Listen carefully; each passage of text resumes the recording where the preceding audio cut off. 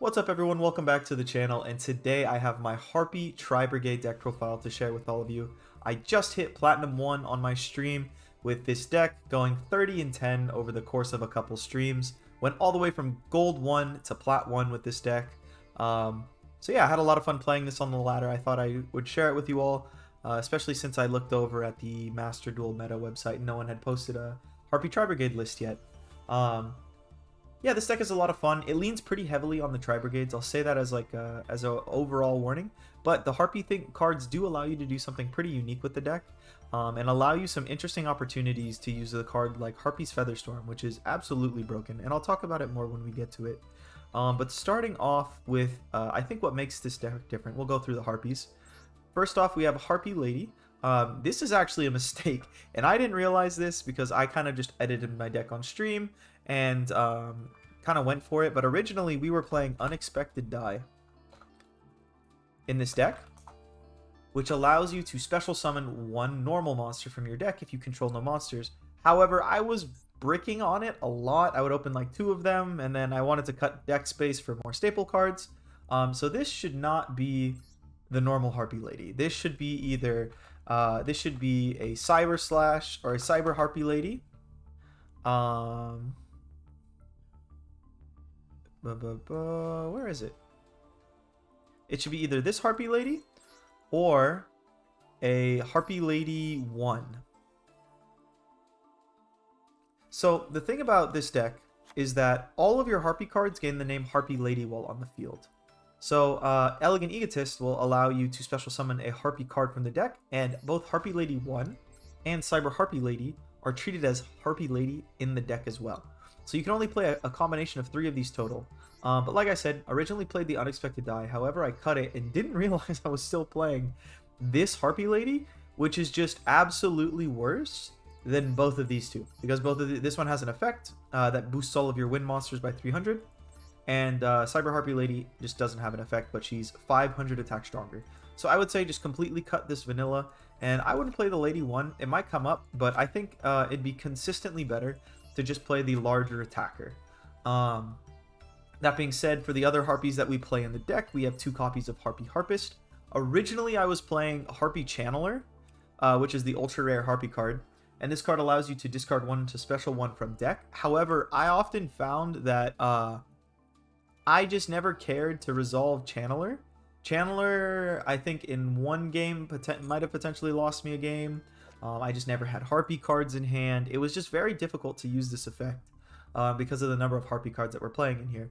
As you can kind of see, we are playing a total of 1, 2, 3, 4, 5, 6, 7, 8, 9, 10, 11 Harpie cards. And originally these 2 Harpie Harpists were Channelers. So you'd have to see both the Channeler plus another Harpie card in order to use the Channeler's effect. And I didn't really have anything that I wanted to go into. I kind of was working out how I wanted to play this deck on the fly. Ultimately ended up realizing that, unsurprisingly, Harpie Perfumer is the best card in the deck. This card, when it's summoned, will add 1 spell or trap from your deck to your hand that specifically lists the card Harpie Lady Sisters in its text. And if you control level 5 or higher Harpie monster, when you activate this effect, you can also add a second such card. So this adding 2 doesn't ever really come up. Most of the time, this is like one of your starters or one of the cards that you summon off of Farrajet, so that you can make additional plays basically for free off of 1 card. Yeah, and basically the card that it searches in this deck is just 2 copies of Elegant Egotist. The other cards that you could play along with Elegant Egotist, there's 2 main ones. There is Harpie's Feather Rest, which is shuffle 3 Harpies back into the deck, draw 1. If you have a level 7 or higher Harpie monster, you draw 2 instead. And then also Harpie's Hunting Ground, which is whenever a when a Harpie Lady or Harpie Lady Sister is summoned, destroy a spell or trap on the field. Mandatory. So if you summon one, your opponent doesn't have anything, you have to pop this card. What I found was Harpie's Feather Rest, never live. I don't really want to see Egotist unless I see a Harpie to begin with in the first place. So like having a card like Hunting Grounds didn't really come up. A lot of the time I was searching the card, and so I would summon the Perfumer and then search the card, and then the Egotist to be my extender. It was never really the case where I was like, oh man, I'd rather have the back row out instead. but it is something to toy around with and is potentially worth playing. And I kind of skipped over this card, but Harpie Harpist. This card is when it's in the graveyard. During the end phase, if this card was sent to the graveyard because it was sent to the graveyard this turn, you can add one level 4 or lower winged beast monster with 1500 or less attack from your deck to your hand. So this card is really cool because not only does it float into another copy of Perfumer, it also floats into another copy of Tri-Brigade Nerval. So I ultimately felt like this was just a better card over Harpie Channeler because it had synergy if I were to summon it, link it off.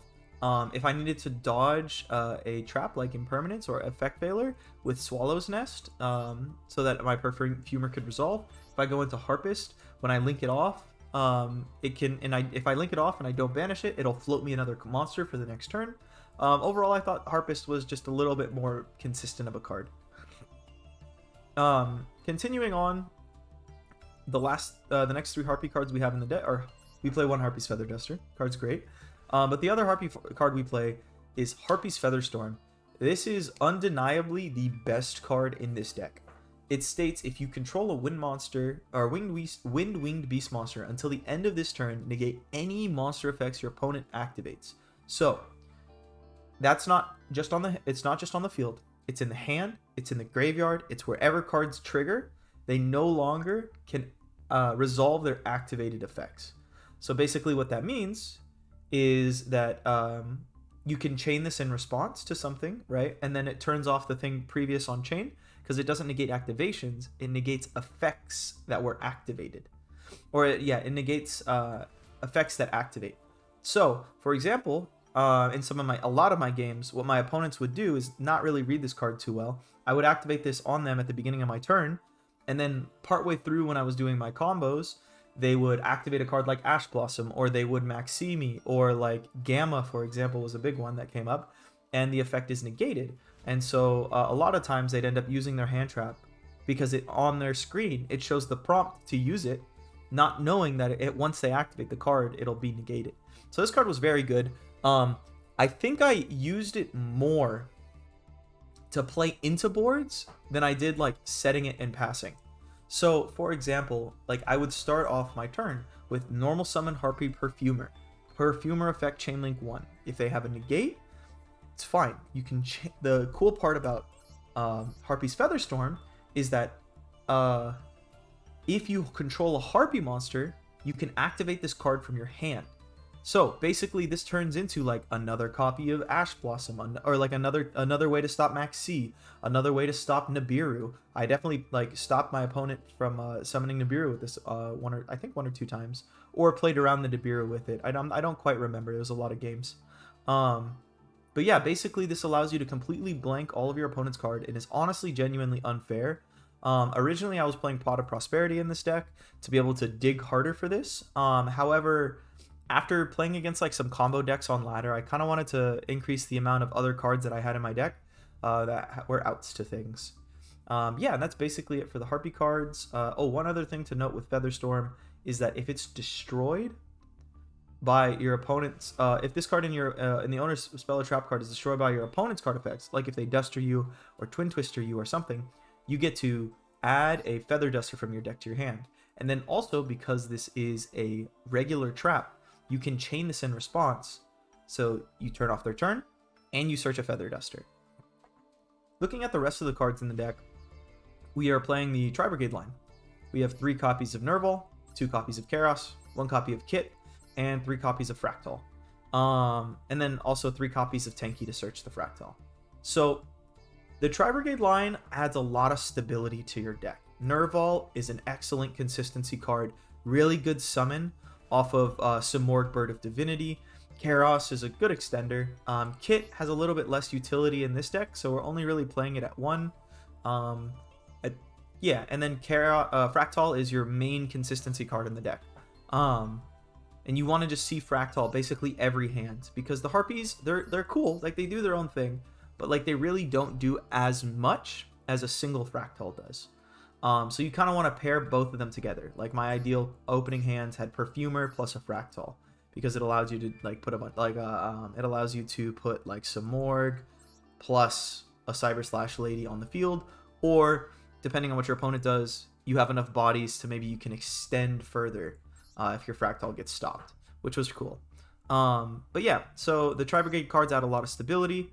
Nerval in particular is really cool because of this card that I didn't talk about yet, which is Swallow's Nest, which allows you to tribute one face-up Wing Beast monster, special summon one Wing Beast from your deck, the same level. So this is basically very useful with the Harpie cards. I think I said that you can use Perfumer to tag out into Harpist, but you can also use Nerval to tag out into Nerval.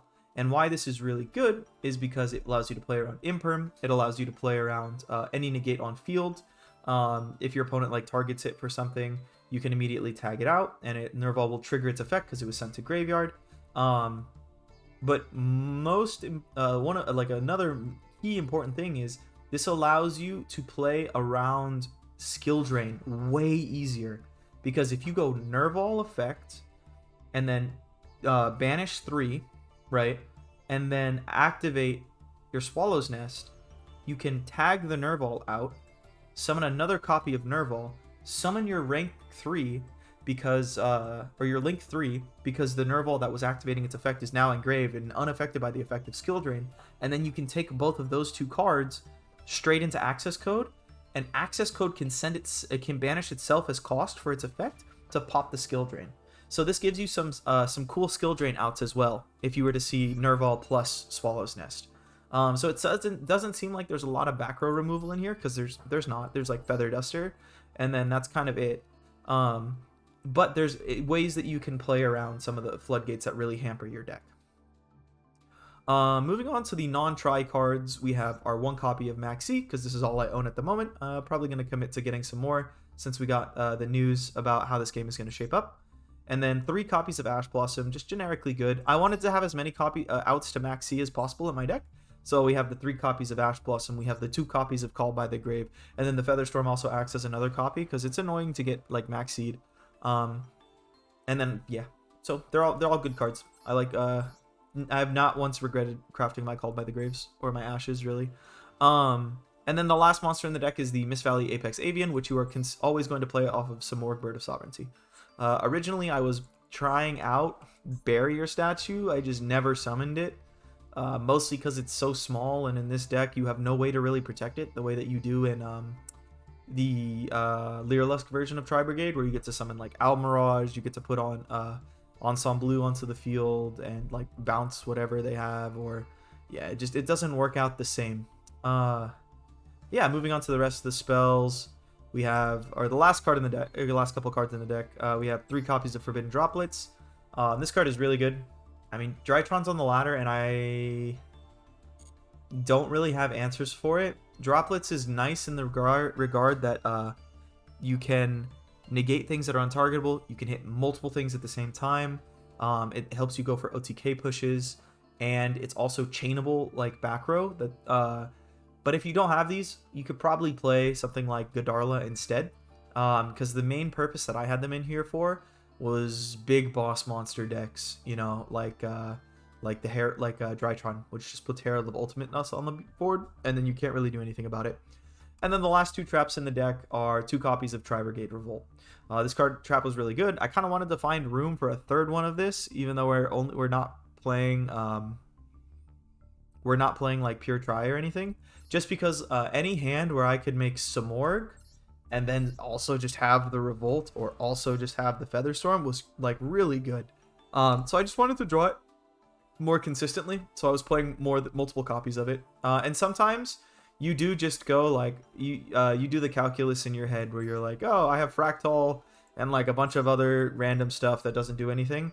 I'm just gonna go Bear Brum into Rugal, dump, or like add Revolt, set, pass, because it's like a very stable play that you're able to do at like any point in the game. Moving on to the extra deck, we have 1 copy of Cyber / Harpie Lady. This card's really cool. It's a synchro, and there's no tuners in this deck except for Ash Blossom, but she allows you to use a Harpie monster as a tuner. So typically what I'll do is I'll use a Fractal plus a Harpie monster to make this, because you're typically using the other Harpie monster to go into Samorg. But what this card does is that When a spell or trap card effect is activated, quick effect, you can target one monster your opponent controls or one Harpie monster you control, return it to the hand. So basically what you do is you set up like a Simorgh plus like a Called by the Grave, a Forbidden Droplets, a Featherstorm, or a Revolt, and basically it's just one extra additional bounce, like non-destruction based removal. So it's like pretty cool. It's an okay piece of removal. There's some really cool stuff you can do with it. Just being able to bounce cards is pretty nice because it's non-destruction based. Moving on to the next card, we have Lightning Chidori. This card is, I was trying it out. I'm not super sold on it, but it is good because it basically allows you to make a rank 4 with your Harpie cards and then out 2 cards on the field, one set card and then one face up card. I used this to spin back an ultimateness when they had no more negates, so they were like stuck without the ultimates already set up, so they couldn't really do anything on the next turn to reestablish it. So yeah, this card came up. It was okay. I don't know. It's good. It's good. But if you don't have it, I think you can probably try this deck out without it. Next, the Harpie Conductor, probably a mandatory card. You oftentimes will make this out of necessity because you need to get a Winged Beast. Or yeah, you need a Winged Beast so that you can actually make the Simorgh. That's all it basically serves. I don't think its other effects ever came up, like control, destroy by battle effects, destroy one spell trap instead. No. Yeah, no, none of this really came up in this deck. Basically just a Winged Beast. Ancient Warrior's Oath, Double Dragon Lords. On some hands where you open like more tri-type stuff, you can just go for this instead. Like if you don't really open the Harpie plays, this is still a really nice thing to have for your Tri-Brigade end boards. So it's in here. Double copies of Farrajet. You make Farrajet pretty frequently with the Harpie cards, and then you just want a second copy to make off of your other stuff. One copy of Bearbrum for the cases where you want to make it. It's also a great extender in the deck. One copy of Havel's Greaves, the Doom Eagle. It's a really good card. Played against Infernoids. Shuffled the card on my turn, shuffled the card on their turn. Felt pretty good. Simorgh, Bird of Sovereignty is probably the glue that keeps this whole deck together. The ability to summon the Apex Avian, which is a big monster that allows you to push for game easier. The ability to summon anything from deck if it survives allowed me to win a lot of games where I didn't have a ton of follow-up or a ton of like negation opportunities. This card's really good. It allows you to do meaningful things with your Harpie cards as well, so it's nice. Definitely a mandatory inclusion in this deck. 2 copies of Rugal. This is a leftover from when I was playing Prosperity. I lost a game or two because I just didn't have enough Link 3s in my deck. So I bumped up the Rugal to 3. This could be any Link 3 of your choice. Appaloosa, similar to the other stuff where it's like Tri-Brigade, certain Tri-Brigade high roll hands, you can make the Appaloosa. So it's in here for that reason. Then we have Access Code Talker. This card, if you have any holdouts about whether or not you should craft access code, don't. This is undeniably the best finisher in all of Yu-Gi-Oh! I think I probably won like at least a third of my games attacking directly with Access Code Talker for game. It's broken. It's really good. And then 2 copies of Shrig, the Ominous Omen. Another really good interruption that you can put on the board. Really good for clearing stuff. You can link it off and float into another card if you need to extend your plays. Like it's common to go like summon, effect, link 4 into Shrig, banish a card on the field, link 2 into Farrajet. That's pretty common. One thing I'll say is if you do have the Almirage,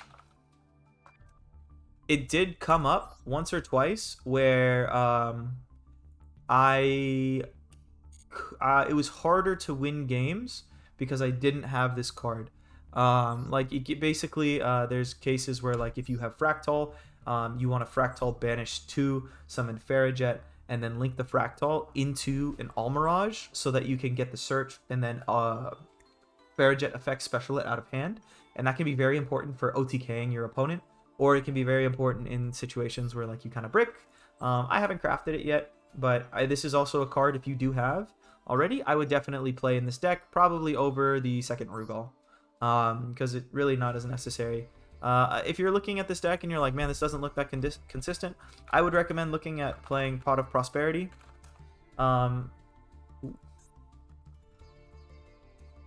This card was never really bad for me. but it just got cut due to space reasons while I was playing all my games, which sounds funny, because like you have other consistency cards in here that made the cut, but I just felt like Prosperity wasn't actually doing enough for me to fix my like bricky hands. Most of the time I was losing to things that were like unoutable, or yeah, like skill drains or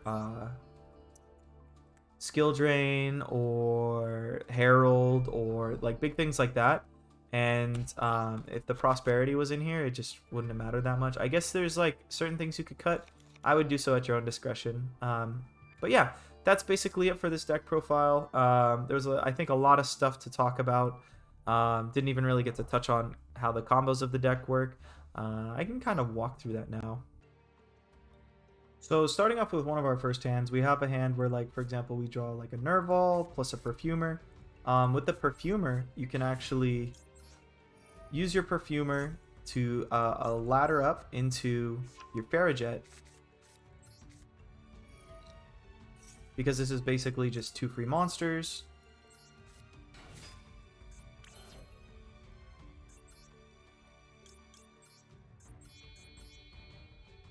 And then from here, you can Farrajet, activate the effect of Farrajet to summon the Nerval out of your hand. And then here, Nerval effect, banishing 2 cards.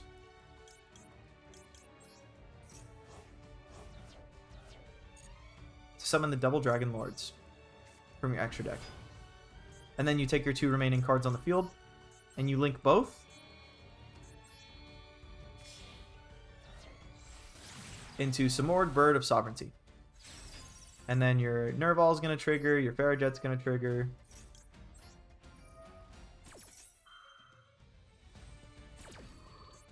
We'll draw Tuck 1, be like, oh, that's better than our Swallow's Nest, cool. And then your Nerval will basically add your play for next turn, which is just a kit. And then you, on your end of your turn, you just set a couple cards, pass it over, and your Simorgh, Bird of Sovereignty will trigger, summoning your Apex Avian from deck. And basically, this is like your one of your standard 2-card combos. What this allows you to do is put the double Dragon Lords on field, put the Avian on, or the Simorgh on field, which is very difficult to out, plus another negate, and then whatever else you had in your hand, plus follow-up. That's it for this first one. And then for the second hand, basically, we'll pretend like this Nerval is not here. It's like any 2 Harpie cards, plus a way to, or plus a Fractal. So you activate your Fractal effect as the beginning play. You dump Nerval, and since Nerval can't search Nerval, your next best option here is actually just to search the Fractal. Again, pretending that we don't have the Nerval already. We'll normal summon our Fractal. Effect activate, banish 2 from our graveyard to summon a Farrajet.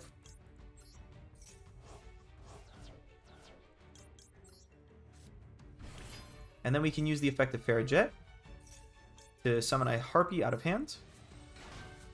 And then if we summon the Perfumer, we'd grab the Egotist, but in this case we have a Harpie name plus the Egotist.